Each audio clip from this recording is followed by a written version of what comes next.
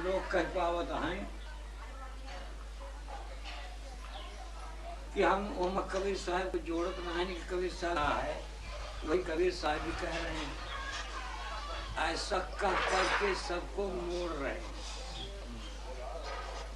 मलबा साहब निकाले हम सब कह रहे हैं राजा, तो कह रहे हैं, लेकिन ये नहीं कहते हैं कि कबीर साहब स्वतंत्र कहते हैं, उसी में जोड़ रहे हैं, लेकिन जिसमें किसी को दोहराना न पड़े।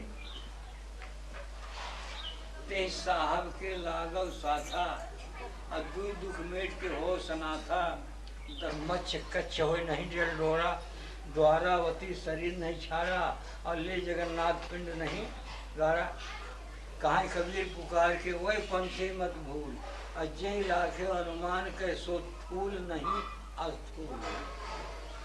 इस सब अस्थूल की बात है, शिक्षण की बात। जग में जो आया तो राम नाम आ गया, राम नाम आ गया। बीजक लिखने का भेद जो उन्होंने नहीं बताया राम विलास में, इस वास्ते नहीं बताया कि वो समझ गए ये बात कैसे पूछी जा रही है। आज तक किसी ने पूछा तो तुरंत वो आदमी कटिंग करेगा कि सच सुकृत जमा रहे, वो जान लगे ब्राह्मण रहे, सर्वजीत सर्वजीत ब्राह्मण रहे, मैं भी ब्राह्मण हूँ।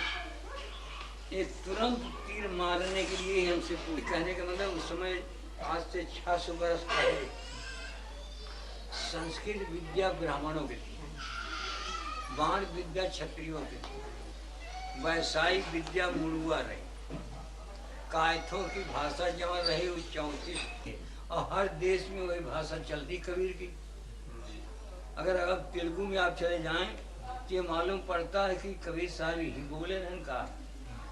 अरबी में सुनने लगे तो होता है कि क्या कबीर साहब अरबी ये बोला रहन का, सब उर्दू में लिखा हुआ। अंग्रेजी में अंग्रेज लोग गावे लगे तो कबीर साहब की वाणी को मालूम होगा कि सब अंग्रेजी में लिखा रहा का।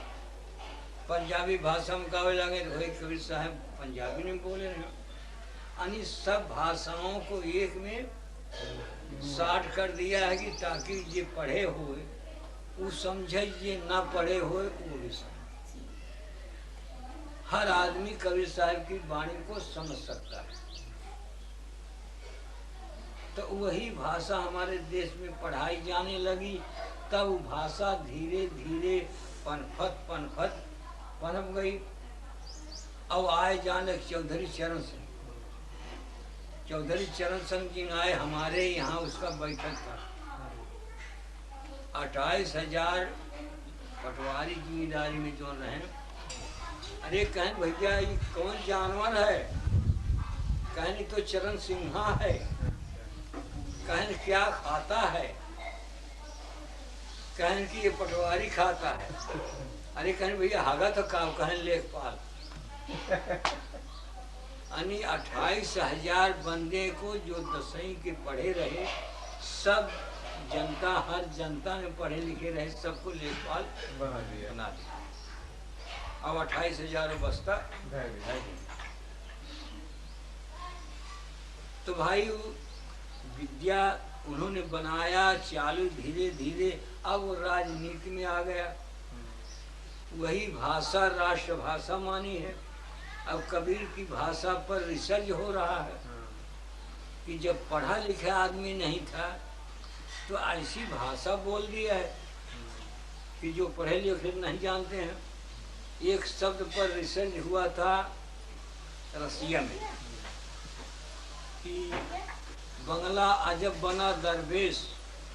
इसी बात को देश के जितने वैज्ञानिक रहे सब गौर किया कि हम लोग उसमें बंगले वाले को देखेंगे कि कौन रहता है। इस पर 1 फुट मोटा शीशा मेढ़ा गया पेकिन का, एक आदमी को बैठने तक उसमें जगह बनाई गई। मृत्यु के समय एक आदमी को बिठा दिया गया। तो जब आत्मा इंद्रियों से बाहर हो तो शीशा में लाइट हो गया। प्रकाश हो जाए। अब फिर जब शरीर में इंद्रियों में घुस जाए तो अंधकार हो जाए। और सब खुदबीन लेकर खड़े थे तो 3 बार उसने किया। आत्मा इसमें से 3 बार बाहर निकली, शीशा में प्रकाश हुआ। अब फिर घुसिया लौट आए। चौथी बार इसमें से निकला और प्रकाश हुआ, शीशा में बार भर छिद्र हो गए, निकल गया। आवत जात कोई न देखा, यही बड़ा अचंभा।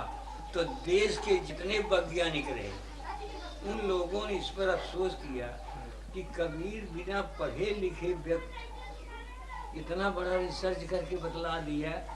हम सब पढ़ लिख के रिसर्च करते हैं तो हम लोगों ने इसको जान नहीं पाया, देख नहीं पाया। कबीर ने कैसे कह दिया, तब ये मान लिया कि कबीर महाविज्ञानी थे। हम लोग खाली वैज्ञानिक हैं और कबीर महाविज्ञानिक हैं कि बिना पढ़े लिखे विज्ञान शुरुआत किया था, कहा था। हम सब उनकी वाणी को जान रिसर्च करते रहे, पता नहीं पा रहे हैं। तो कबीर साहब की वाणी जो है अध्यात्म, वो सिमले से एक आए रहे डॉक्टर के ऊपर जो होते सार्जन आए थे और हम डर है वहाँ समय जान लगे यार कलकत्ता के ओर। तो वहाँ एक सेठ के यहाँ आए थे, उनका समधियान रहा, जहाँ हम टिके रहे वहीं उन्हें आए गए। तो शाम की बैठक भा तो जे के सेठ हमको बुलाए रहे, कहे साहब कुछ कहा। हम कहे भाई अब का कही, तो सेठ ही नहीं है।